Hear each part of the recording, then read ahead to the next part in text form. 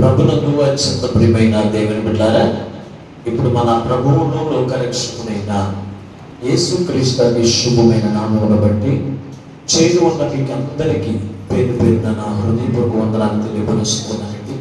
అలాగే ఈ వాక్యం వీక్షిస్తున్న మీకు కూడా నా హృదయపూర్వక వందనాలు తెలియపరుస్తూ ఉన్నాను. దేవుని మహాకృపను బట్టి మరొక పర్యాయము దేవుని సన్నిధిలోనికి నడిపించబడి దేవుని స్తుతించే గొప్ప భాగ్యమును, దేవునితో సహవాసము చేసే కృపను ఆ పరిశుద్ధాత్మ దేవుడు మరొకసారి మనందరికి ఇచ్చినందుకు మనం ఎంతగానో ప్రభువును బట్టి స్తుతించవలసిన వారమే ఉన్నాం, అలాగే ఘనపరచవలసిన వారమే ఉన్నాం. ఏది ఏమైనప్పటికీ నాటి దేవుని యొక్క వాక్యముగా ఒక మాట మీకు జ్ఞాపకం చేయడానికి నేను ఇష్టపడుతూ ఉన్నానండి.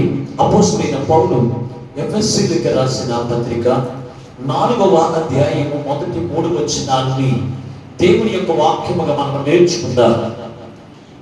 ఎఫెసీయులకు రాసిన పత్రిక 4వ అధ్యాయము మొదటి 3 వచనాలు. కాబట్టి మీరు సమాధానమును బంధము చేత ఆత్మ కలిగించు ఐక్యతను కాపాడుకొనుటయందు శ్రద్ధ కలిగిన వారై ప్రేమతో ఒకరిని ఒకరు సహించుచు మీరు పిలువబడిన పిలుపునకు తగినట్లుగా దీర్ఘశాంతముతో కూడిన సంపూర్ణ వినయముతోను సాత్వికముతోను నడుచుకొనవలెనని ప్రభువును బట్టి ఖైదీనైన నేను మిమ్ములను బ్రతిమలాడుకొనుచున్నాను. చిన్న ప్రార్థన చేసుకుని వాక్యముల ధ్యానము చేద్దాం. మహాపరిశుద్ధుడా, మహాగరుడైన తండ్రి, మీకు వందనాలు, స్తోత్రాలు. ఇంతవరకు పాటల ద్వారా నీ నామమునకు మహిమ తెచ్చుకున్నవయ్యా. కొద్ది సమయం మన విలువైన మాటలు ధ్యానం చేస్తూ ఉండగా నీ పక్షముగా నిలబడి దాసుని ఆత్మతో నింపి నీ దాసుని నోట నీ మాటలు వచ్చి మాతో మాట్లాడుతూ ఉండగా వినగలుగు చెవి, గ్రహించగల మనసు, లోబడి అనుసరించి నడిచే మనసు మాకు అందరికీ దయచేయమని మాతో మాట్లాడడానికి ఇష్టపడుతూ ఉన్న యేసుని ప్రార్థించి వేడుకొనుచున్నాము పరమ తండ్రి, ఆమేన్. దేవునికి స్తోత్రం, హల్లెలూయా. ప్రభునందు అత్యంత ప్రియమైన దేవుని బిడ్డలారా, ఈ చదవబడిన వాక్య భాగముల నుండి ఈ రోజున ప్రభు మనతో మాట్లాడుతున్నటువంటి వాక్యపు మాట ఏమై ఉన్నది అంటే కనుక ఐక్యత కలిగించు ఆత్మ మనము కాపాడుకున్నకు శ్రద్ధ కలిగిన వారిగా ఉండాలి. ఆత్మను కలిగించు, ఐక్యతను కలిగించు, ఆత్మ ద్వారా ఐక్యతను కలిగించు. ఐక్యతను మనం ఏం చేయాలంట? కాపాడుకున్నకు శ్రద్ధ కలిగిన వారిగా ఉండాలి అనే మాట ద్వారా ఈ రోజున ప్రభు మనతో మాట్లాడుతూ ఉన్నారు. దేవుని ఈ అపోస్తలుడైన పౌలు ఈ కొరింథీ సంఘంతో ఎందుకు మాట్లాడుతూ ఉన్నాడు అంటే గనుక ఇక్కడ సంఘంలో ఐక్యత లోపించింది. ఐక్యత అంటే కలిసి ఉండడము. అది సహోదరులు కావచ్చు, లేకపోతే సంఘము కావచ్చు, లేకపోతే కనుక ఒక గృహస్థులు కావచ్చు, లేకపోతే ఎవరైనా సరే కలిసి ఉండేటువంటి లోపం ఈ రోజున మనుషులకి లేదు. ఎందుకు నేను ఈ మాట చెప్తూ ఉన్నానంటే, కొత్తగా వివాహం అయిందంటే చాలు నేను వేరే కాపురం పెట్టుకుంటాను, నాకు నేనే జీవిస్తాను అనే ఆలోచన కలిగిన వాళ్ళు కొందరైతే, అన్నదమ్ములతో కలిసి ఉంటే, అక్క చెల్లెళ్ళతో కలిసి ఉంటే ఖర్చయిపోతుంది అనుకునేవారు కొందరైతే, లేకపోతే కొందరైతే వారి ఇష్టానుసారమైనటువంటి జీవితమును చలాయించడానికి, జీవించడానికి ఇష్టపడుతున్న వారు కలిసి ఉండడానికి ఇష్టపడరు. దేవుని బిడ్డలారా, ఈ రోజున అందుకే ప్రభు మనతో మాట్లాడుతూ ఉన్నాడు. సమాధానం అనే బంధము చేత ఆత్మ కలిగించు ఐక్యతను కాపాడుకొనుటయందు శ్రద్ధ కలిగిన వారై, దేవుని యొక్క పిలుపుకు తగినట్లుగా ఒకరిని ఒకరు సహించుచు సాత్వికముతోను ప్రేమతోను నడుచుకొనవలెనని ఖైదీనైన నేను మిమ్మల్ని బ్రతిమలాడుకొనుచున్నానని ఈ అపోస్తలుడైన పౌలు ఎఫెసీ సంఘమును హెచ్చరించినట్లుగా ఈ రోజున సంఘమునకు దేవుడు తన సేవకుల ద్వారా హెచ్చరిస్తూ ఉన్నాడు. దేవుని బిడ్డారా, ఐక్యత ఉన్న కాడ మేలుంటుంది, ఐక్యత ఉన్న కాడ అందం ఉంటుంది. అందుకే 133వ కీర్తన అంటాడు, సహోదరుడు ఐక్యత కలిగి నివసించుట ఎంత మేలు, ఎంత మనోహరము అంటున్నాడు దేవుని బిడ్డ. అంటే సహోదరుడు నివసించే కాడ మేలు దొరుకుతుంది. సహోదరు నివసించే కాడ అందముగా కనపడుతుంది. దేవుడు నలుగురు అక్క చెల్లెలు కలిసి వివాహంలో పెళ్లి ఫోటో దగ్గరికి వెళ్ళారనుకో ఎంత అందంగా కనపడుతుంది. అదేంటి అక్క చెల్లెల మీద పాపకి చూడు అక్క మీద దిగామనుకో ఎలా ఉంటుంది? ఆ ఫోటో అందంగా ఉంటుందా, ఈ ఫోటో అందంగా కనపడుతుందా? అలాగే సహోదరుల ఐక్యత కలిగిన కాడ బలం ఉంటుంది. ఏముంటుందంట? బలం ఉంటుంది. నలుగురు అక్కా చెల్లెలు కలిసిన, నలుగురు అన్నదమ్ములు కలిసిన ఆ కుటుంబం జోలికి ఇంకొకరు రావాలి అంటే ఏం చేస్తారు? భయపడతారు. ఎందుకో తెలుసా? జోలికి వెళ్తే ఆయన అక్కోళ్ళు వదలరు, విడిచిపెట్టరు. పదన సహోదరి జోలికి పెడితే తన అన్నలు ఊరుకోరు, తన తమ్ముళ్ళు ఊరుకోరు అనేటువంటి భయము ఈ రోజున చాలా మందికి కలిగి ఉండి శత్రువు కూడా మీదకి దాడి చేయలేని పరిస్థితులు ఏర్పడుతున్నాయి. అందుకే ఐక్యత మన జీవితంలో లోపించకుండా మనం ఏం చేయాలి తెలుసా? ఐక్యతను కాపాడుకునే వారిగా మనం ఉండాలి.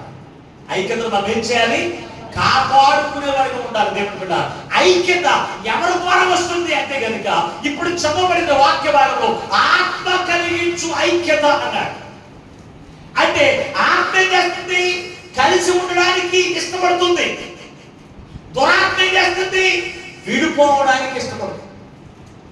అందుకే దురాత్మ ఈ రోజున మనుషుల్ని కలిసి దేవుని యొక్క ఆశీర్వాదాలను పొందుకోలేకుండా చేస్తుంది. ప్రజలను దేవుని ప్రజలు కావచ్చు, బైబిల్ పట్టుకుని దేవుని యొక్క మందిరానికి వెళ్ళేవాడిని కావచ్చు, ఎవరినైనా సరే ఇదిగో కలిసి ఉండడానికి ఇష్టపడట్లేదు.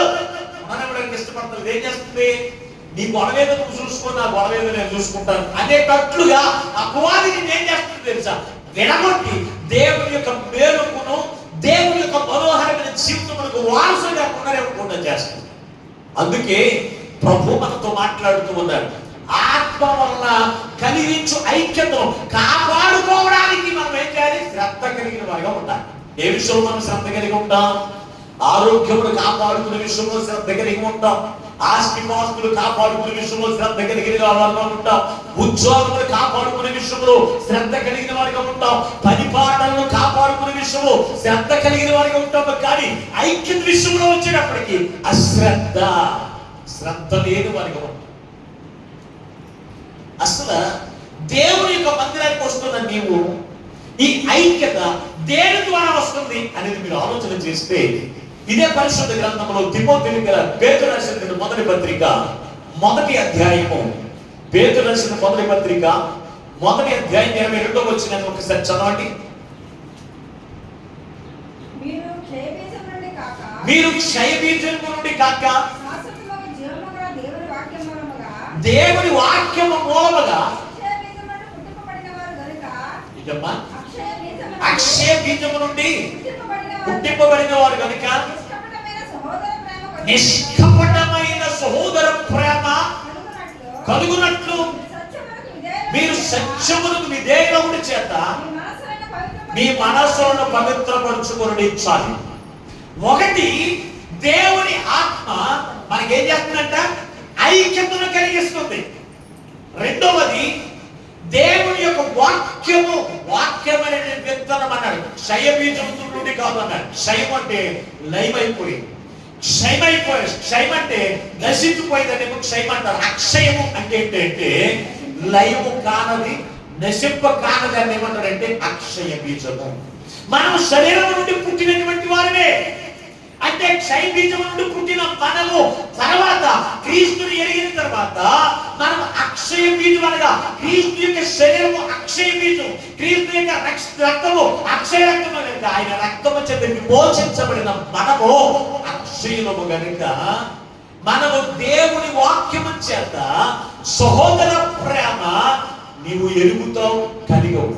అంటే వాక్యము ద్వారా సహోదర ప్రేమ నీలో నిలువరముగా రాదు. దానిని బట్టి ఏ ప్రేమ ఉంటుంది? సహోదర ప్రేమ ఎలా ఉంటుంది? నిష్కపటమైనదిగా ఉంటుందంట. వాక్యమును కలిగిన వారు, వాక్యమును జీవించిన వారు, వాక్యమును ఎదిగిన వారిలో ప్రేమ ఎలాంటి అంటే కనుక సహోదర ప్రేమ నిష్కపటమైనదిగా ఉండాలి. అంతేగాని పైకి ఒకటిని లోపల ఒక ప్రేమ కలిగిన వారిగా ఉండకూడదు. పైకేమో ప్రేమతో మాట్లాడడం, లోపలంతా కూడా విషపూరితమైనటువంటి లక్షణాన్ని మనం కలిగి ఉండడానికి వీళ్ళను దేవుని బిడ్డాలి. ఇద్దరు యవనస్తులు ఇద్దరు యవనస్తులు ఉన్నారు. వారి ఇరువురికి కూడా వారికి పితరులు ఇచ్చిన ఆస్తి 50 ఎకరాల పొలాన్ని ఇచ్చారంట. ఇచ్చినప్పుడు ఆ తల్లిదండ్రుల యొక్క ఆస్తి ఆ 50 ఎకరాలు చెరుకు ఒక 25 ఎకరాలు వస్తుంది కనుక ఆ యొక్క అన్నకేమో తన సహోదరుడికి 25 ఎకరాలు ఇవ్వడం ఇష్టం లేనప్పుడు ఇతను ఏమన్నాడు తెలుసా, తమ్ముడు మనము చాలా కాలం చిన్నప్పుడు ఎప్పుడో సినిమాకి వెళ్దాం, అప్పటి నుంచి కూడా మనం సినిమాకి వెళ్ళలేదు, మన ఇద్దరు కలిసి పట్నం వెళ్ళి సినిమా చూసి వద్దామన్నారంట. ఇద్దరు కలిసి సినిమాకి వెళ్ళారు. సినిమా చూసి వస్తున్నారు. దేవుని బిడ్డారా, సినిమా చూసి వస్తూ ఉండగా తన అన్న ఏం చేశాడో తెలుసా, వెనక నుంచి కత్తి తీసి తన సహోదరుడిని వెన్నుపూసలో పెట్టి పొడిచాడు. పొడిచినప్పుడు ఇతను అంటున్నాడు, అన్నా ఎంతో పని చేసావు అన్న, ఏంటన్నా నన్ను ఇలా చంపేసావు ఏంటన్నా అని అడిగాడు. అప్పుడు అన్నాడంట, తమ్ముడు నీకు ఆ 25 ఎకరాలు కూడా నీకు ఇవ్వడం నాకు ఇష్టం లేదు, 50 ఎకరాలు నాకు కావాలి, అందుకే నేను పొడి చేశాను అన్నాడంట. అన్నా ఆ 25 ఎకరాలు కూడా ఇచ్చామంటే నేను ఇచ్చేది కదన్నా, నన్ను ఎందుకు ఎలా చేసావు అని అడిగాడంట. అన్నప్పటికీ కూడా అతని ప్రాణంలో తీసేసాడు. ఇతను పై ప్రాణాల ముందు తెలుసా, పై ప్రాణాల ముందు ఎంతో ప్రేమతో తన సహోదరిని ఆనందింపజేసేటట్లుగా కనపడుతూ ఉన్నాడు. తన సహోదరిని ఆనందింపజేసేటట్లుగా కనపడుతున్నాడు. కానీ లోపల మాత్రం అతని ప్రేమ ముందు తెలుసా కపటమైనదిగా ఉంది. తన సహోదరిని చంపేసే విధంగా ఉన్నాడు. దాని ప్రతిఫలం ఎవరు అనుభవించారు తెలుసా, తన తమ్ముడు చనిపోవడం ఒకటే కాదు, ఇతను తీసుకెళ్లి పోలీసులు ఏం చేశారు, జైల్లో వేసేసారు. ఎక్కడ? జైల్లో వేసి దేవుని బిడ్డారా ఇదిగో ఇతని జీవితంలో శిక్షకు పాత్రుడు చేసింది. అంటే నిష్కపటమైన ప్రేమ అయితే మన యొక్క జీవితాన్ని దీవెనకరమైన జీవితం ఇస్తుంది. కానీ కపటమైన ప్రేమ వల్ల మన జీవితంలో నాశనం తెచ్చుకుంటాం. అందుకే ప్రభు మనతో మాట్లాడుతూ ఉన్నాడు, మన యొక్క జీవితంలో సహోదర ప్రేమ ఎలా ఉండాలి తెలుసా, పవిత్రమైనదిగా ఉండాలి. ఎవరిలోనూ దేవుని ప్రజలమైన మన జీవితం, దేవుని యొక్క వాక్యంలో పెరుగుతున్న మన జీవితంలో, దేవుని ఆత్మ ధరించుకున్న మన జీవితంలో ఏముండాలి తెలుసా, సహోదర ప్రేమను కలిగి ఉంటే ఆ ప్రేమను నీ పిల్లలకి నేర్పిస్తా. నీలో లేకపోతే నీ పిల్లలకి నేర్పిస్తా. అలాగే నేర్పించినటువంటి కుటుంబాలు, ఆ సహోదర ప్రేమ కలిగిన కుటుంబాలు ఎలాగా ఆశీర్వదించబడ్డాయో, సహోదర ప్రేమ లేనటువంటి కుటుంబాలు ఎలాగా నాశనాన్ని, శ్రమలు, బలహీనతలు తెచ్చుకున్నాయో కొందరు మీకు జ్ఞాపకం చేసి నాకు వాక్యాన్ని నేను ముగిస్తాను. యోబు గ్రంథం 1వ అధ్యాయం, యోబు గ్రంథం 1వ అధ్యాయం 4వ వచనం చదవండి. యోబు గ్రంథము 1వ అధ్యాయము 4వ వచనం.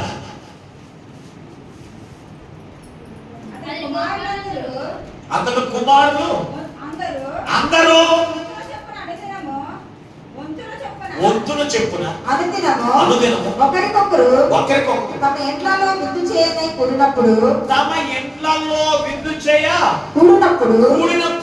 ముగ్గురు అక్క చెల్లెండ్రు తమతో కలిసి అన్నపానములు పుచ్చుకొనవలెనని వారు పిలిపించుచూ వచ్చిరి.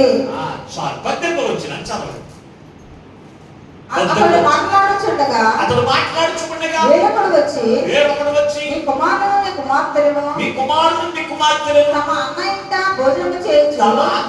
భోజనము చేయించు ద్రాక్షరస పానము చేయించుండగా గొప్ప సుడిగాలి అరణ్య మార్గముగా వచ్చి ఆ ఇంటి 4 కొత్తగా ఇల్లు కూలిపోయి అందరూ చచ్చిపోయి. దేవునికి స్తోత్రం. ఇక్కడ మనం చూసినప్పుడు యోబు యొక్క కుటుంబం వరకు కనబడుతూ ఉంది. యోబుకి 7 కుమారులు, 3 కుమార్తెలు ఉన్నారు. దేవుని బిడ్డలారా, అయితే వారికి వివాహం అయిందని కానీ వివాహం కాలేదని రాయబడలేదు. కానీ వారు భోజనము చేసేటప్పుడట్లా ఆ 7 కుమారులను 3 కుమార్తెలను కూడా కూడుకుని తమ తమ ఇండ్లలో భోజనము చేయించు ఉండేను. ఇది ఎవరు నేర్పించారు? తండ్రి నేర్పించాడు.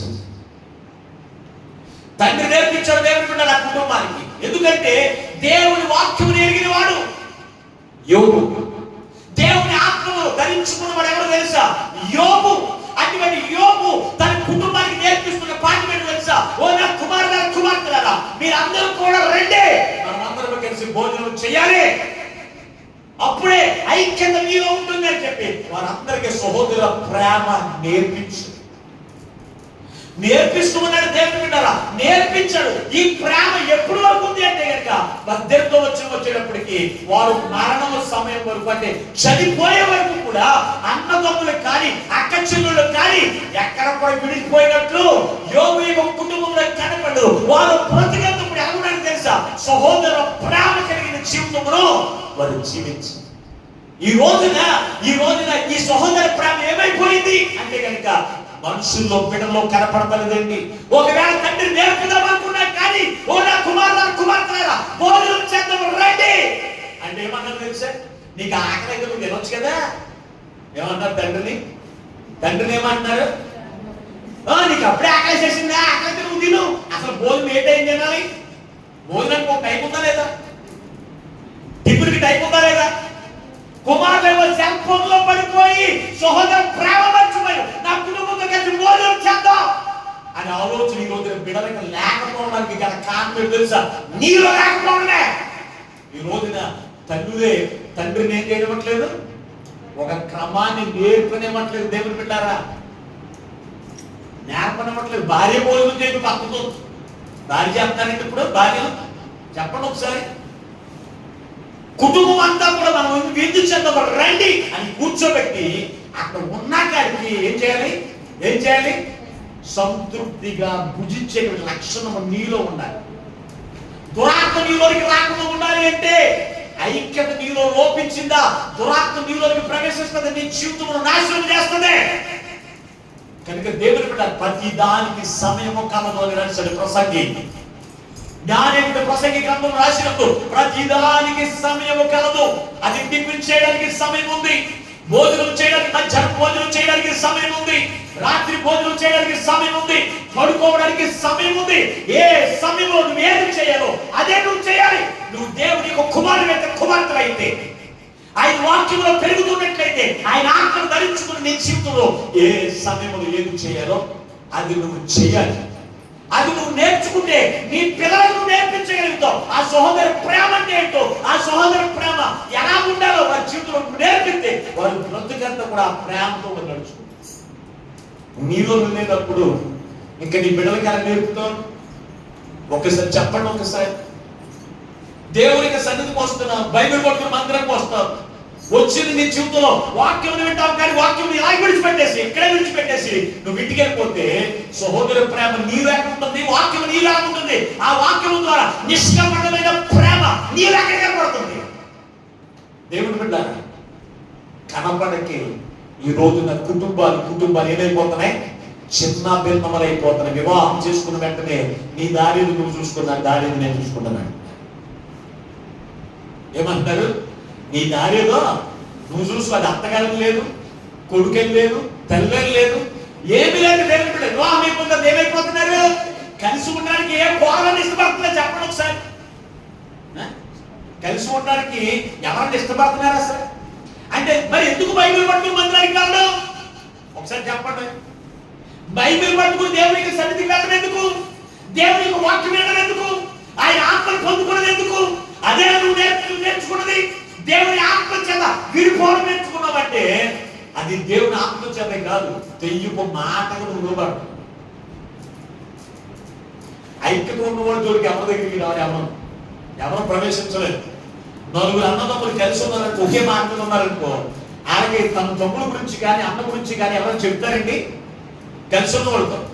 ఓ బాబాయ్ ఆ తమ్ముడు ఏమన్నారంటే అన్ని ఊరుకోడు, అన్ని ఏదంటే తమ్ముడు ఊరుకోడు అనేటువంటి జీవితం నీలో ఉంటే ఎవరన్నా మధ్యలో దూరి పొలదేశంలో వస్తాడా? ఐక్యత లోపిస్తేనే అది సాతాను కావచ్చు, సాతాను ఆత్మ కలిగిన వాడు కావచ్చు, నీ జీవితంలోకి వచ్చి నీ జీవితంలో నాశనాన్ని కలగజేసేవాడుగా. అందుకే ప్రభు మనతో మాట్లాడుతున్నాడు, సుమా దేవుని బిడ్డలారా చాలా జాగ్రత్తగా ఆలోచన కలిగి ఉండండి. సహోదర ప్రేమలో ఏముండాలి, నిష్కపటమైనదిగా ఉండాలి, పవిత్రమైనటువంటిదిగా ఉండాలి. సహోదరులు అంటే ఎవరు? అన్నదమ్ములు, అవునా కదా? సహోదరులు అంటే ఎవరు? అన్నదమ్ముల దేవుని బిడ్డలు, ఒకే సంఘానికి కలిగిన వారు కావచ్చు, ఒకే తల్లిదండ్రులకు పుట్టినటువంటి బిడ్డలు కావచ్చు, వారందరికీ కూడా ఏమంటారు, సహోదరీమణులారా అని పిలుస్తారు. ఎందుకో తెలుసా, వారు ఏమంటే వారి ప్రేమలో ఏముండకూడదు, కాపటం అనేది ఉండకూడదు. దేవుని బిడ్డ స్వార్థపూర్తుల ప్రేమ నీ జీవితంలో ఉండకూడదు. దేవుని బిడ్డ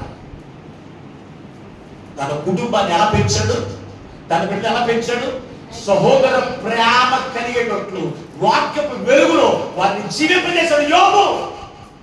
అందుకే యోబు విషయంలో ఎక్కడ తప్పిదము కూడా దొరకలేదు దేవుని బిడ్డ. యోబుని ఎప్పుడు విడిచిపెట్టలేదు దేవుడు. గల కారణం తెలుసా? యోబు వాక్యము ఎరిగిన వాడు, ఆ వాక్యపు బాటలో జీవించిన వాడు, దేవుని ఆత్మ చేత నడిపించబడిన వాడికి దేవుని బిడ్డారా. అందుకే తన బిడ్డలు కూడా అలా పెంచాడు. తన కుటుంబాన్ని ఐక్యతలో పెంచినటువంటి ఒక తండ్రి ఉన్నాడు. అతని పేరు దావీదు భక్తుడు. దేవుని బిడ్డారా, అతని గురించి మీరు ఆలోచన చేయగలిగితే సమూయేలు 2వ గ్రంథము 13వ అధ్యాయము మొదటి వచ్చిన చదవండి. సమూయేలు మొదటి గ్రంథము 2వ గ్రంథము 13వ అధ్యాయము మొదటి వచ్చిన.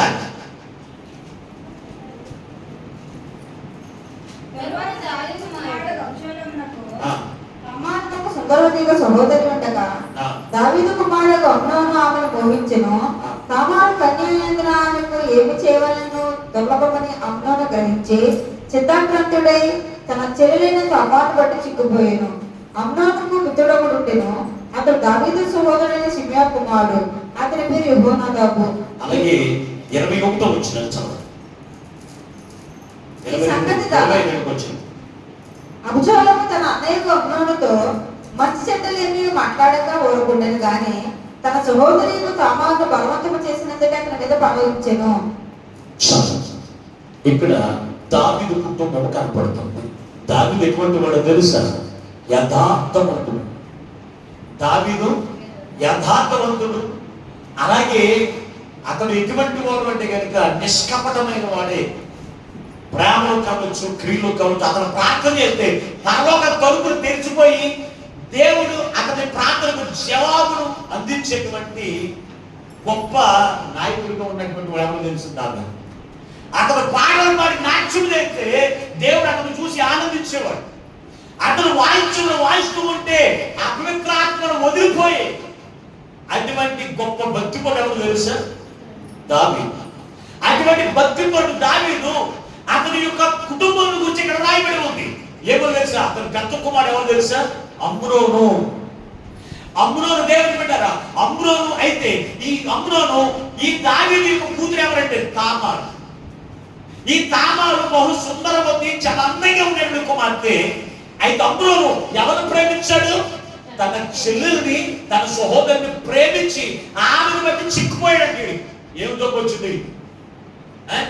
చిక్కుపోయాడంట. చిక్కుపోతే యెహోనాదాబు అనేటువంటి ఒకడు కపటమైన మనసు కలిగిన వాడు ఒకడు ఉన్నాడు. వాడును అలాగే అహితోఫెలైనటువంటి వాడు, వీళ్ళిద్దరూ కూడా ఆలోచన బట్టి ఈ యొక్క అమ్నోను ఎవరిని చెప్పేశాడు తెలుసా?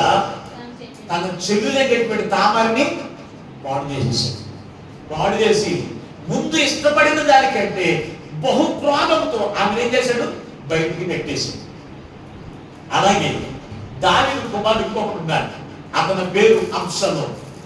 అబ్షలోము అంట ఈ అమ్నోను తన యొక్క చెల్లెల్ని ఇదిగో చంపేసింది అనేటువంటి పగ అతను పెట్టుకుని ఏం చేశాడు? ఆ గొర్రె వచ్చి కత్తిరించుకునేటువంటి పండగ రోజున ఈ అమ్నోను ఎందుకు పిలిచి అతను ఏం చేశాడు? నరికేశాడు. ఎలా జరుగుతుందో చూడండి. ఈ యొక్క దావీదు యొక్క కుమారుడికి సహోదర ప్రేమ కానీ ఒకరి ఎడల ఒకడు ఇదిగో సహోదర ప్రేమ, నిష్కపటమైన ప్రేమ లేకపోవడానికి గల కారణం ఏమిటి అంటే కనుక దావీదు ఆ కుమారుడు ఎదుటనే బత్షెబతో పాపము చేశాడు. ఎవరితోనూ? ఈ తండ్రి బత్షెబతో పాపం చేశాడు. అప్పటికే అమ్నోను పుట్టేసి ఉన్నాడు. అప్పటికే అమ్నోను పుట్టి పెరుగుతూ ఉన్నాడు. దేవుని బిడ్డారా, ఇతను పనేంటి? దావీదు పనేంటి తెలుసా? ఈ భార్య తర్వాత ఇంకొక భార్య, మళ్ళా పిల్లలకి ఏంటో ఇంకో భార్యను పెళ్లి చేసుకోవడం, ఇంకా పిల్లలకి ఏంటో. ఇతని యొక్క ఉద్యోగం కూడా ఏమైంది? భార్యను పెళ్లి చేసుకోవడం, పిల్లలకి అంటాం, ముందుకు వెళ్ళిపోతాం, ఏం పట్టించుకోకుండా వెళ్ళిపోవడం. అప్పుడు ఏమైందో తెలుసు అంటే సహోదర ప్రేమ అంటే ఏంటో ఈ పిల్లలకే అతను నేర్పించేటువంటి సమయం అతనికి లేదు. ఎప్పుడు కూడా యుద్ధాలు అంటాము. రెండోది ఏంటి? వివాహం చేసుకోవడం, కనపడింది అందమైంది కనపడింది దాన్ని పెళ్లి చేసుకోవడం, పిల్లలకి అంటాం. ఇదే ఉద్యోగం. అలాగే చాలా మంది తల్లిదండ్రులు కూడా చేసేటువంటి పొరపాటు తెలుసా? ఇదిగో వారి పిల్లలు ఎదుగుతున్నారని జ్ఞానం దేవుని బిడ్డారా. ఎదిగి పిల్లలు జ్ఞానం ఉండదు. పనికి మానడంతో ఎక్కడ ఎవరికి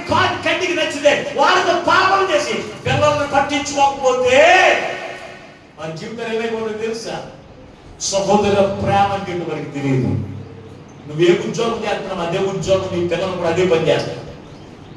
కొంతమంది తండ్రులు మంచోడే ఉంటారు, తండ్రులు మంచోడే ఉంటారు దేవుని బిడ్డలారా. కానీ పిల్లలు ఎలా ఉంటారు? పనికి మానవులు అయిపోతారు దేవుని బిడ్డలారా. అనగని చెప్పి వారు నేర్పించకపోయినా పిల్లలై నా తండ్రి వల్ల ఉండకూడదని కొంతమంది ఏం చేస్తారు? నీతిగా నిజాయితీగా ఎదిగినటువంటి వారు చాలా మంది ఉంటారు దేవుని బిడ్డ. ఎందుకు నేను ఈ మాట చెప్తున్నానంటే కనుక, ఇక్కడ మనం చూసినప్పుడు దావీదు సహోదర ప్రేమ అంటే ఏంటో, ఆ సహోదర ప్రేమను కలిగించే ఆత్మ ద్వారా ప్రేమను కలిగించడం అంటే ఏంటో ఆ పిల్లలందరికీ కూర్చోబెట్టి ఏ ఒక్క రోజు కూడా నేర్పించలేదండి. మరి అమ్నోను తన సహోదరుని చనిపేసినప్పుడు ఆ దావీదు ఏం చేయాలి? దావీదుకి తెలిసింది తన కుమారుడిని చనిపేసినట్టు తెలిసినప్పుడు అమ్నోను పిలిపించి అడగరా అనుకోడతా? చెప్పండి ఒకసారి. అబ్బాయి ఏంటి ఆమె చెల్లెలు పాడు చేస్తావా? ఇదిగో నేను కఠినంగా శిక్షిస్తాననేటువంటి శిక్ష అతనికి విధించుంటే కనుక వాళ్ళందరూ కూడా నేర్చుకునేవారు. కానీ బాధపడడం ఉంది, కానీ అతని కేకేసి అడిగినట్టు పరిశుద్ధ గ్రంథంలో లేదు. అంటే అమ్నోను యొక్క ఈ దావీదు యొక్క బాగోతమంది ఎవరు తెలుసు? దావీదు చేసిన పనులు ఎవరు తెలుసు? అమ్నోను తెలుసు. కానీ నువ్వేం చేసావు అని అడుగుతాడు కదా కొడుకు. నువ్వేం చేస్తున్నా? ఆ బచ్చి మంది దగ్గరికి వెళ్ళలేదు నువ్వు అని అడిగాడు. ఏ ముఖం ఎక్కడ పెట్టుకుంటాడు దావీదు? అలాగే మన బిడ్డలతో మనం చెప్పుకునే పరిస్థితులు మన జీవితంలో ఉండకూడదండి. దేవునికి సన్నిధికి వస్తున్న మనము మన యొక్క జీవితంలో బిడ్డలకు మనం సరెండర్ అయిపోకూడదు. బిడ్డలు మనం బ్లాక్ మెయిల్ చేసేటట్టు మనం ఉండకూడదు. మన జీవితం అలా ఉండకూడదండి. ఎలా ఉండాలి? దేవుని యొక్క వాక్యపు వెలుగులో సహోదర ప్రేమను మనం నేర్చుకుని మనం ఏం చేయాలి? మన పిల్లలకి నేర్పించేటువంటి వారికి మనం ఉండాలి. దేవుని పిల్లలు ఆ నేర్చుకుంటారు, మనం నేర్చుకుంటారు. నేర్చుకోకపోతే కర్మాలదే నీకు ఉదయించి. ఎందుకు నేను ఈ మాటలు చెబుతున్నానంటే కనుక దేవుని బిడ్డలారా, యోబు తన పిల్లలకి నేర్పించాడు. వాడు చనిపోయే వరకు కూడా వారందరూ కూడా ఎలా ఉన్నారు? కలిసి ఉన్నారు. దేవుని బిడ్డలారా, ఈ రోజున అన్న చెల్లుడికి కానీ అక్క చెల్లుడికి కానీ కలిసి ఉండడానికి ఇష్టపడుతున్నారా? ఈ రోజుకి వచ్చి రాగి కట్టిన తర్వాత నువ్వు చేరుకున్నాడు అన్నయ్య ఏమో 2000 3000 అమ్మ చెల్లి చేరుకోనుకో 10 సంవత్సరం ఏం చేస్తావు? రాగి కడతావు. ఈ సంవత్సరం నువ్వు రాగి కట్టినప్పుడు 10 రూపాయలు కూడా ఇవ్వలేదు అనుకో, మళ్ళీ సంవత్సరం రాగి కట్టినస్తావు నువ్వు? చెప్పండి, వస్తారమ్మా? రాగ గట్టిగా కనపడదు. అది ఏమో ప్రేమ ఏముంది? స్వార్థపూరితమైనటువంటి ప్రేమ దేవుని బిడ్డలారా. అటువంటి ప్రేమ మన జీవితంలో ఉండకూడదు. మన ప్రేమలో ఉండాలి తెలుసా? పరిశుద్ధత ఉండాలి. మన ప్రేమలో నిష్కపటమైనదిగా ఉండాలి. దేవుడు కపటం అనేది మన జీవితంలో మన ప్రేమలో కనబడడానికి వీల్లేదు దేవుని బిడ్డలారా. అన్నదమ్ముల మీద పగలో ప్రతీకారం ఏంటండి? అబ్షాలోము చూడడానికి అందగానే కనపడతాడు. తన అన్న మీద పగబట్టి ఏం చేశాడు? కూర్చున్నవాడు భోజనం కూర్చున్నట్టు నరికేశాడు. కారణం ఏంటి అంటే కనుక తండ్రి సహోదర ప్రేమ ఏంటో ఆయనకి ఎవరికి కూడా ఏం చేయలేదు, నేర్పించలేదు. దేవుని బిడ్డలారా, నేర్పించలేదు.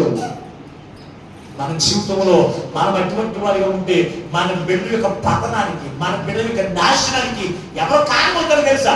తల్లిదండ్రులే ఉంటారు. తండ్రి నేర్పిస్తున్నప్పుడు తల్లి ఏం చేయాలి? నేర్పించిన వారిని ఈ రోజు అంతపడిపోతారే కదా. నేర్పించలేకుండా ఏం చేస్తారు తల్లులు? అంటే ఏడకే ప్రేమ ఉన్నట్టు బిడ్డల మీద, కొడుకుల మీద. తల్లులకే ప్రేమ ఉంటుందా? తండ్రికి ఉండదా? చెప్పండి ఒకసారి. తండ్రికి ఉంటుందా ఉండదా? తండ్రికి ప్రేమ ఉందండి. ఆ కొడుకులు కూడా ఏం చెప్తుంది తెలిసేదా? బావా ఏంటి బావా అనేటప్పటికి నా తండ్రి ఎప్పుడైనా నన్ను బావా అన్నాడా అనుకుంటాడు. తండ్రి ఎప్పుడైనా బాగుంటాడు, ఏంట్రా ఏం చేస్తున్నా అలా నడుచుకుంటానంటే అలా మాట్లాడుతున్నానండి అని అడుగుతాడు. అదే తల్లి బావా అలా చేయకూడదు బావా అనేటప్పటికి నేను చేసేది చాలా మంచి పనేమో అనుకుంటారు పొద్దులు అనుకుని ఏం చేస్తారు? అటువంటి పనికిమాలినటువంటి ప్రేమతో వారి యొక్క జీవితానికి పతనానికి చేసేటువంటి కారణంగా ఉండడానికి మనం ఏం తీర్పడకూడదు.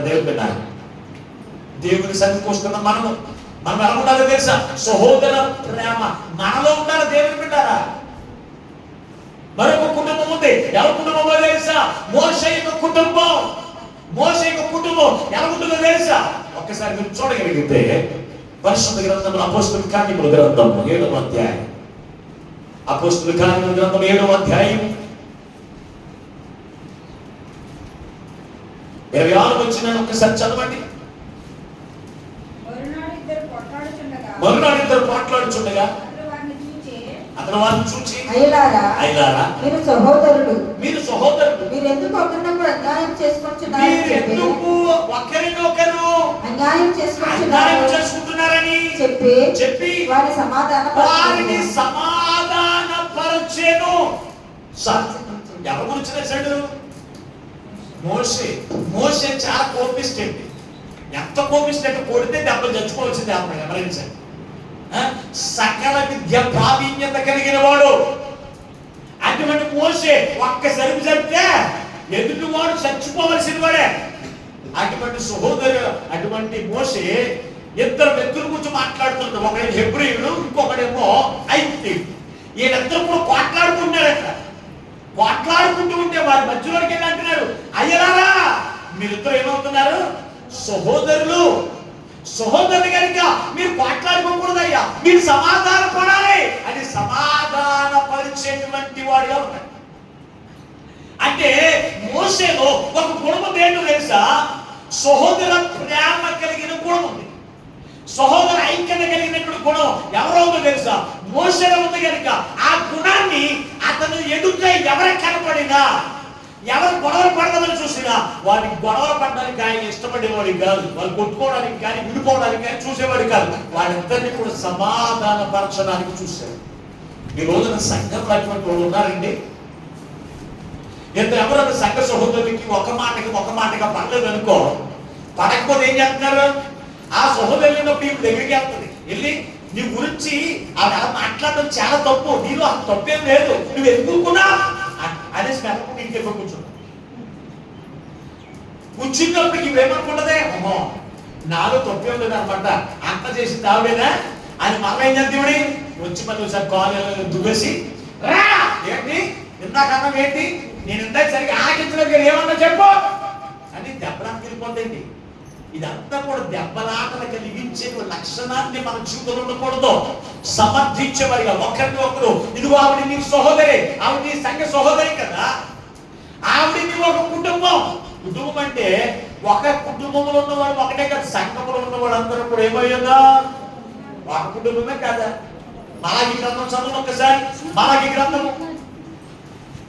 2వ అధ్యాయం 10వ వచనం. మలాకి గ్రంథము 2వ అధ్యాయం 10వ వచనం.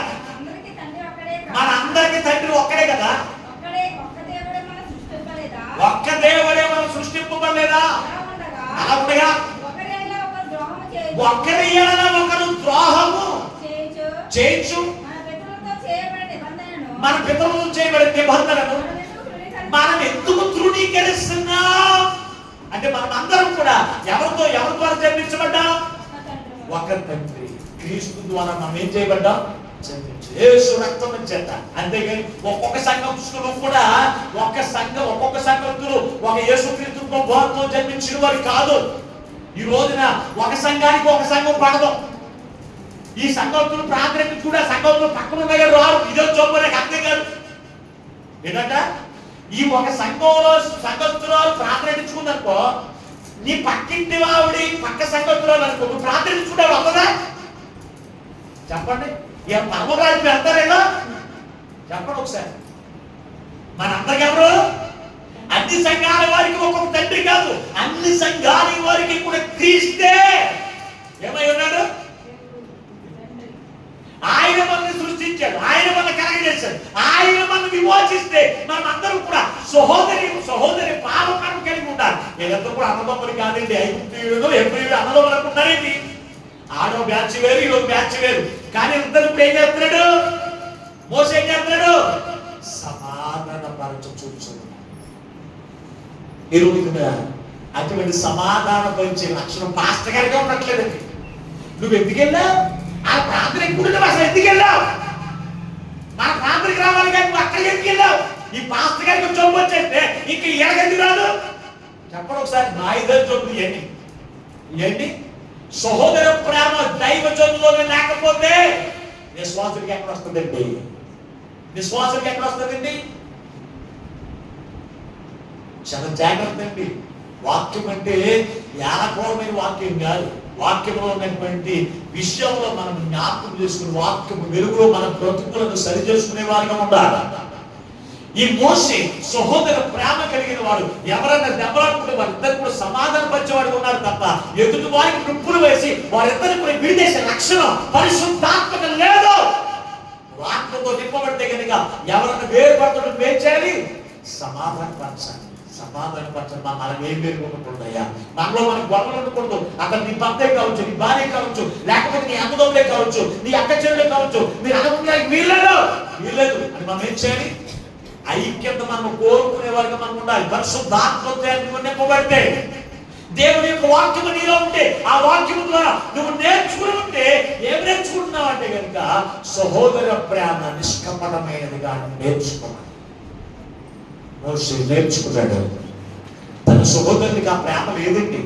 అతనికి కూడా ఉన్నారు. ఎవరో ఒక అక్క, ఒక అన్నయ్య. సంఖ్యాకాండం 12వ అధ్యాయము మొదటి వచనం నుంచి ఒకసారి చదవండి. సంఖ్యాకాండం 12వ అధ్యాయము మొదటి వచనం.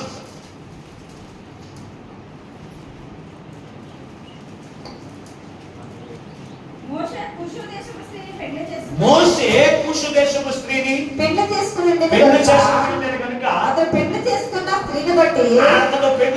స్త్రీని బట్టి మిరియాము అహరోనులు అతనికి విరోధముగా మాట్లాడి వారు మోషే చేత మాత్రమే యెహోవా పలికించిన ఆయన మా చేత పలికింపలేదా? చాలండి. దేవునికి స్తోత్రం.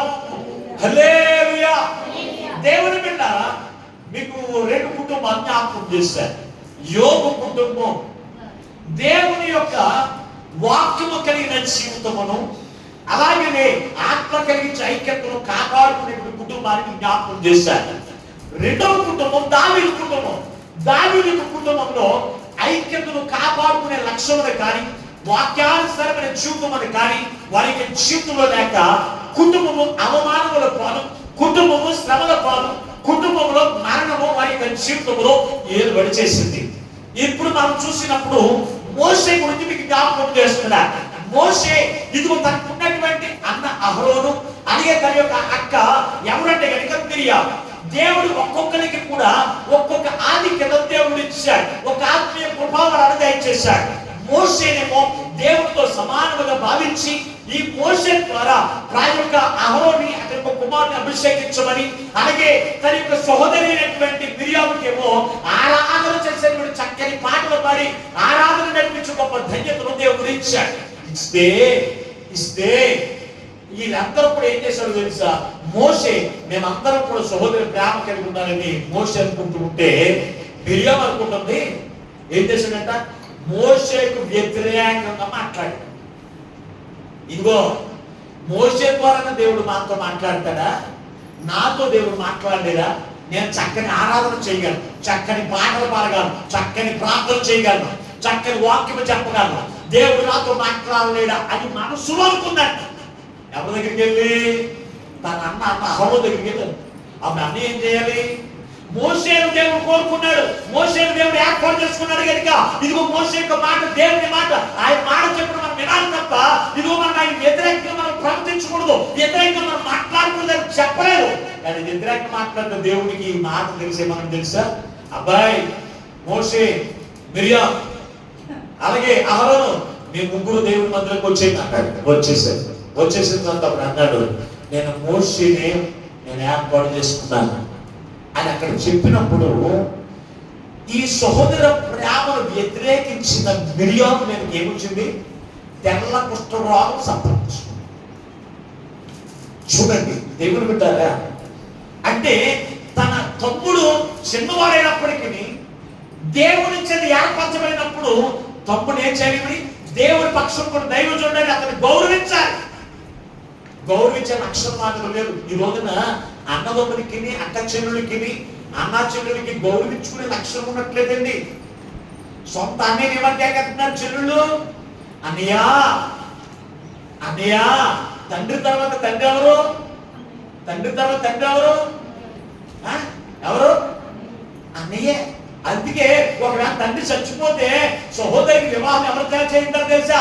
అన్నయ్య వదిలి తీసుకొచ్చి పెడతారు అక్కడ. మీరు గమనించారా? తండ్రి తర్వాత తండ్రి అంతటి వాడు. అందుకే ఏం చేయాలి? అన్నయ్యని ఎలా గమనించాలి? అనాలా? ఏమనాలి? జ్యోతికి బాగా తెలుసు. ఏమనాలమ్మా? ఏమనాలి? యారా అన్నయ్య మీద లేకపోతారు. అన్నయ్య ఇంత పడుకుంటాడు.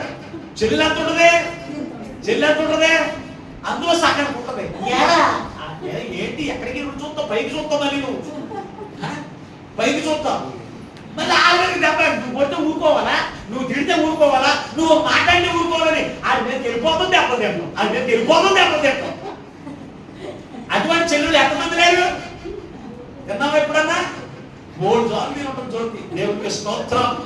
హల్లెలూయా. జ్యోతి ఒక్కటే పెట్టట్లేదు. అందరూ చెల్లులు అందరూ అదే పడుతుంది. చెల్లులు అందరూ కూడా అలాగే ఉంటారు. ఎందుకు? ఆనాడు మిరియాము ఏం చేసింది?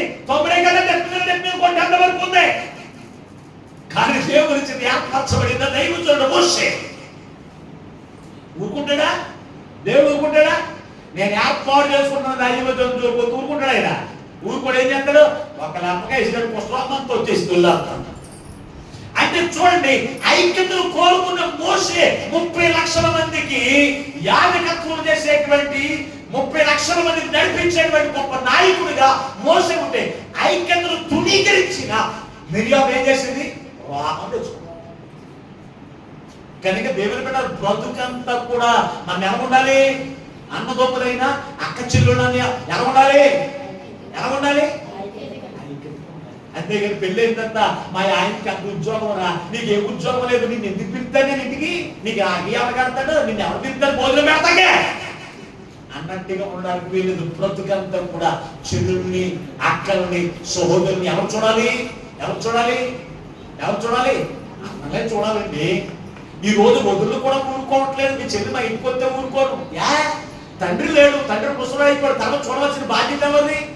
ఆ సహోదరునికి తన భర్త పట్ల, కుటుంబం పట్ల శ్రమ కలిగినప్పుడు, బాధ కలిగినప్పుడు, వ్యాధులు కలిగినప్పుడు, దుఃఖము కలిగినప్పుడు ఎవరింటికి వెళ్తుంది? ఇంటింటికి రావాలా లేదా? వస్తే ఆ వదులు మొహాలు ఏమైపోతాయి? మాడి మెసైపోతాయి. ఎందుకో మరి ఇదే చెప్పు. దెయ్యముంటాయి. ఏముంటాయి? అలా ఆదరించవలసిన బాధ్యత నీది కాదా? వాళ్ళు ఆదరించవలసిన బాధ్యత మీ అన్నది కాదా? చెప్పండి. దేవుని బిడ్డలు ఆలోచన చేయండి. మరి అది ఎవరు తెలుసుకోవాలి? మందిరానికి వచ్చి బైబిల్ అప్పుడు అందరూ చూసిన వదులు బైబిల్ అంటూ పెద్ద ప్రార్థన చేసేస్తారు. తెల్లబట్టలేదు కొంతమంది ప్రార్థన చేస్తే సరిపోదు. ఏం చేయాలి? అవన్నీ కూడా తెలుసుకుని నడుచుకునేటువంటి వారిగా ఉన్నారు. కష్టం వచ్చిందా? అన్నయ్య రక్షాబంధన్ అంటుంది. అంటే ఏంటి? రక్షకుడు నీవే నాకు. దాని అర్థం ఏంటి తెలుసా? రక్షాబంధన్ అంటే ఏంటి? దాని అర్థం ఏంటి? నా రక్షకుడు నీవే అని కడతారు దాన్ని. ఏ విషయంలో? ప్రతి విషయంలో శ్రమ కలిగినా, బాధ కలిగినా, దుఃఖము కలిగినా నాకంటూ ఒక రక్షకుడు ఉన్నాడు. మా అన్నీ వచ్చేస్తాడు. ఒరే మా ఆయన నువ్వు నన్ను కొట్టావంటే మా అన్ని ఊరుకోడు అన్నట్టు ఉండాలి. అంతేగాని కొట్టించుకో, నువ్వేదో అనుంటావు. ఎల్లవరు కదా భార్య. ఎల్లవరు గారికి ఏం చేస్తారు? ఫోన్లో ఉండి అనియా ఓరని కొట్టేస్తాడు. అయ్యా మీ బాబు గారికి ఫోన్ చేసిందంటే ఏం చేస్తారు? ఎందుకు నేను చెప్తున్నానంటే రక్షకుడుగా ఉండవలసిన వాడి భక్షకుడు అయిపోయాడు. ఎవరో అమ్ముడు. తన సహోదరికి రక్షకుడుగా ఉండవలసిన వాడే భక్షకుడైపోయి తన చెల్లుల యొక్క జీవితాన్ని పతనం చేసి ఈ రోజున అన్నదమ్ముల యొక్క వారసత్వం అర్థం తెలియకుండా జీవిస్తున్నారండి ప్రజలు. అన్న అంటారు, లేకపోతే చెల్లి అంటాం. వారితో పాపం చేసేటువంటి సహోదరులు ఈ రోజున ఈ భూమి మీద ఎంతమంది కనపడుతున్నారు తెలుసా? దేవుని బిడ్డారా, చాలా జాగ్రత్త అండి. దైవ సన్నిధిలో దేవుని వాక్యంతో పెరగబడుతున్న నీవు, దేవుని ఆత్మ చేత నడిపించబడుతున్న నీవు ఎలా ఉండాలి తెలుసా? పవిత్రమైన బంధమేంటో, అన్నదమ్ముల బంధమేంటో, అక్క చెల్లెల బంధమేంటో, భార్య భర్తల బంధమేంటో అది నువ్వు తెలుసుకుని, తల్లిదండ్రుల యొక్క బంధమేంటో నువ్వు తెలుసుకోవాలి, మాట్లాడాలి, ప్రవర్తించాలి. అటువంటి జీవితం నీలో లేకపోతే కనుక శ్రమలకు, ఉగ్రతకు నువ్వు పాత్రలైపోతావు. సుమా జాగ్రత్త. జాగ్రత్త దేవుని బిడ్డలారా, మనం కాపాడుకోవాలి, ఐక్యతను కాపాడుకునేటువంటి వారిగా మనం ఉండాలి. చివరిగా నేను ఒక మాట చెప్పి జ్ఞాపకం చేసి ముగించేస్తాను. పరిశుద్ధ గ్రంథంలో మీరు చూడగలిగితే ఆది కాండము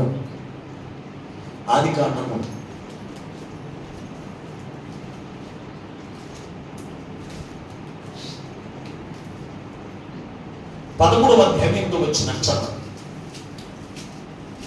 11వ అధ్యాయం ఎంతో వచ్చిన. కాబట్టి అబ్రహాము మన బంధువు గనుక నాకును నీకును నా పశువుల కాపరులకును నీ పశువుల కాపరులకును కలహం ఉండకూడదు. చాలండి.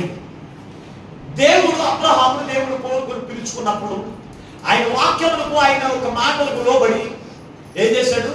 ఆయన ఇంటిని విడిచిపెట్టి ఇంటిలో నుంచి బయటకు వచ్చేటప్పుడు తన సహోదరుడైనటువంటి కుమారుడు లోతు, ఈ లోతు కూడా అబ్రహాము వెంబడి వచ్చినప్పుడు దేవుడు వాడిని ఆశీర్వదించాడు. వారి యొక్క పశువుల మందలు, గొర్రెల మందలు అన్ని కూడా విస్తరించిపోతే ఒక్కొక్కరికి ఒక్కొక్క పాలేరు కాదు, ఒక్కొక్కరికి కూడా 318 మంది పాలేరు ఉండాలి. అటువంటి ఆస్తి దేవుడు నాకు ఇచ్చాడు.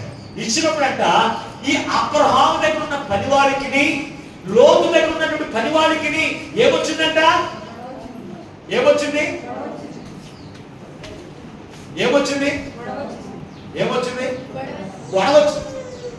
గొడవ వచ్చినప్పుడు ఈ అబ్రహాం దగ్గర ఉన్నటువంటి పనివాడు అబ్రహాంతో అంటాడు, అబ్రహామా నా యజమానుడా, ఇదిగో లోతు యొక్క పనివాళ్ళు ఇదిగో మన మీద దెబ్బలాడుతున్న గొడవ సూర్యుడు రాయని అబ్రహాం తీసుకొచ్చాడు. లోతు పనివాళ్ళు కూడా అబ్రహాం పనివాళ్ళు మాతో మాట్లాడుతున్నారు అని చెప్పి లోతులు తీసుకొచ్చి ఆ గొడవ తెలుసుకుని రాయి తీసుకొచ్చినప్పుడు అబ్రహాము దగ్గరికి రాగానే లోతు ఏమన్నాడు తెలుసా?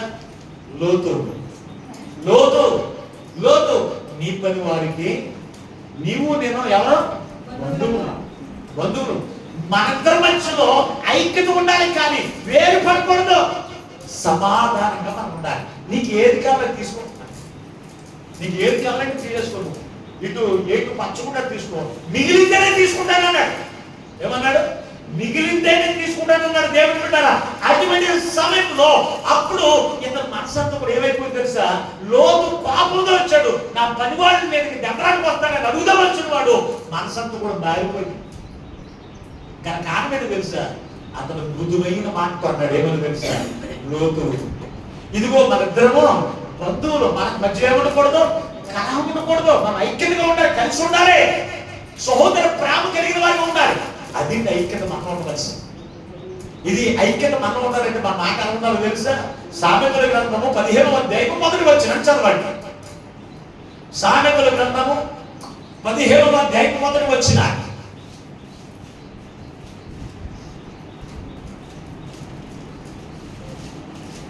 లేదండి, సామెతల గ్రంథం ఏం మాయమైపోయిందా?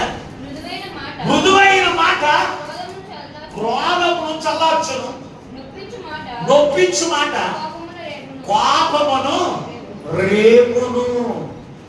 చూడండి, ఇక్కడ కూడా మీరు చూడగలిగితే మృదువుగా మనం మాట్లాడుతూ ఎదుటివారు కోపం కూడా ఏమైపోతుంది?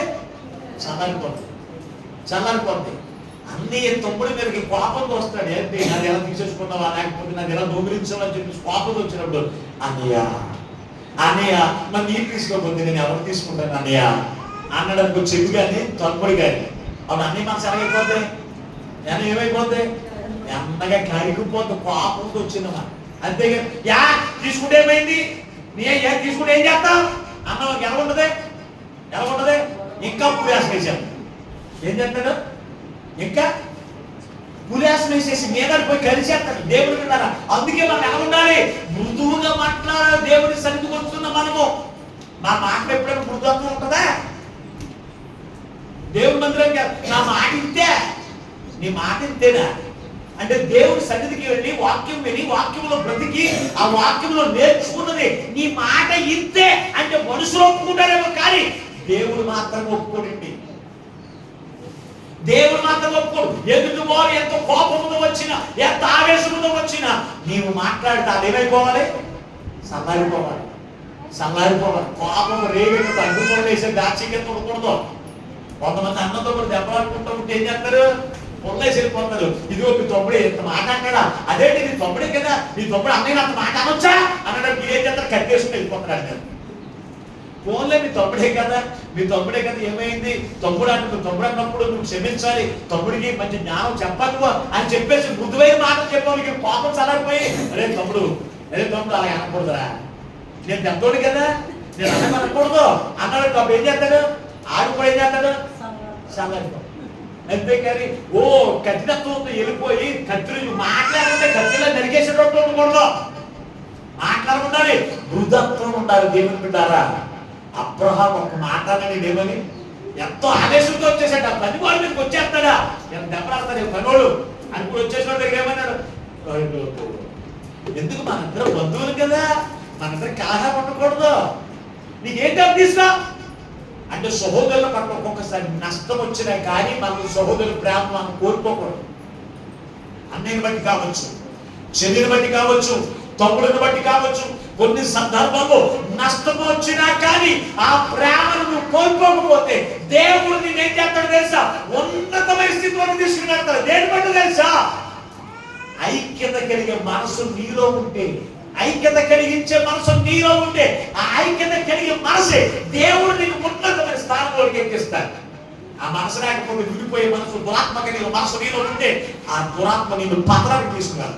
కనుక దేవుని బిడ్డారా, ఒక్కసారి ఆలోచన చేయండి, ఏ విషయంలో ప్రయాసపడుతున్నా ఐక్యత కలిగించేటువంటి ఆత్మ ద్వారా ఐక్యత కలిగించే మనసు కొరకు కాపాడుకోవాలని కాపాడుకోవాలి. ఒకసారి కాపాడు, రెండోసారి మళ్ళా వదిలేది కాదు. ఎల్లప్పుడూ కూడా ఆస్తిని ఎలాగైతే నువ్వు కాపాడుకుంటావో, ఉద్యోగం ఎలాగైతే కాపాడుకుంటావో, ఐక్యతను కూడా నీ బ్రతుకంతా కూడా కాపాడుకోవాలి. యోబు యొక్క బిడ్డలారా, దేవుని బిడ్డారా, అంటే వాడి జీవితం ఎంతవరకు నీ జీవితంలో లేక దావీదు కుమారుల వలె నష్టాన్ని, బాధలు, అవమానకరమైన జీవితం, నిందలకరమైన జీవితమును, నాశనం కలిగిన జీవితం నువ్వు పొందుకుంటే కనుక ఈ రోజు పరిశుద్ధాత్మ దేవుడు నీతో మాట్లాడుతున్నాడు. సుమా, ఐక్యత కలిగించే మనసు నువ్వు కలిగి ఉండు. ఆ యొక్క దావీదు యొక్క కుటుంబము కాకుండా అబ్రహాం కుటుంబాన్ని దేవుడు ఆశీర్వదించినట్టుగా, మోషేను దేవుడు ఉన్నతమైన శిఖరం ఎక్కించినట్టుగా దేవుడిని ఉన్నతమైన స్థానాన్ని దేవుడిని అనుగ్రహిస్తాడు. దేవుడు పెట్టారా, ఆలోచన కలిగి ఉండండి. ఎంతవరకు అటువంటి జీవితం నీ జీవితంలో లేకపోతే కనుక ఈ రోజున ప్రభువు నీతో మాట్లాడుతున్నటువంటి మాట ఏమిటో తెలుసా, నువ్వు ఒకరికి ఒకరు క్షమించే మనసు నీకు లేకపోతే అతడు నా సహోదరుడు కానే కాదు అన్నాడు. ఒకరిని ఒకరు భరించే వారిగా ఉండాలి. ఒకరిని ఒకరు సహించకపోతే దేవుడికి కుమార్తె కాదని దేవుడు సెలవిస్తున్నాడు. కనుక ఆయన వాక్యం చేత విని, ఆయన వాక్యం చేత మృదుత్వాన్ని కలిగి ఉండడం నేర్చుకోండి, సాత్వికాన్ని, ప్రేమను కలిగి ఉండడం నేర్చుకోండి. ఒకరిని ఒకరు సహించేటువంటి లక్షణాన్ని, ఒకరిని ఒకరు ఓర్చుకునే లక్షణాన్ని మీరు కలిగి ఉండండి.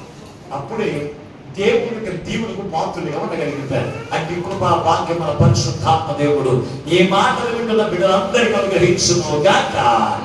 ఆమేన్. ప్రార్థన చేసుకుందాం. బహున్నతుడా, మహాగణుడైన తండ్రి, నీకు వందనాలు, స్తోత్రాలు.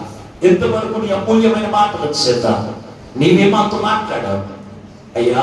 వెత్తపడిన నీ మాటలున్నాయినా ఏ బిడ్డను కూడా వ్యర్థముగా విడిచిపెట్టకుండా ప్రతి హృదయంలో నీరు కంటే ఫలింపచేసి సహోదరుల ఐక్యత కలిగి, ఐక్యతను కాపాడుకుంటూ పవిత్రమైన ప్రేమతో జీవించి, ఒకరిని ఒకరు సహిస్తూ, ఒకరిని ఒకరు ఓర్చుకుంటూ అయ్యా ఆనాడు అబ్రహాము దీవులకు పాత్రుడిగా ఉంచబడినట్లుగా అయ్యా ఇదిగో యోబు యొక్క కుమార్తెను వారి యొక్క ఐక్యతను కాపాడుకున్నట్లుగా మేము ఐక్యతను కాపాడుకుంటూ నీవిచ్చే దీవులకు, నీవిచ్చేటువంటి పరలోక రాజ్యానికి వారసులుగా ఉండే కృపణయ్యా. ఈ మాటలు వింటున్న మనందరికీ దయచేసి మీరు మహిమను పొందమని మాతో మాట్లాడి మమ్మల్ని బలపరిచిన యేసునందు ప్రార్థించి వెళ్ళుకొనుచున్నాము పరమ తండ్రి. ఆమేన్. అందరికీ వందనాలండి. దేవుడు మిమ్మల్ని అందరిని దీవించును గాక. ఆమేన్.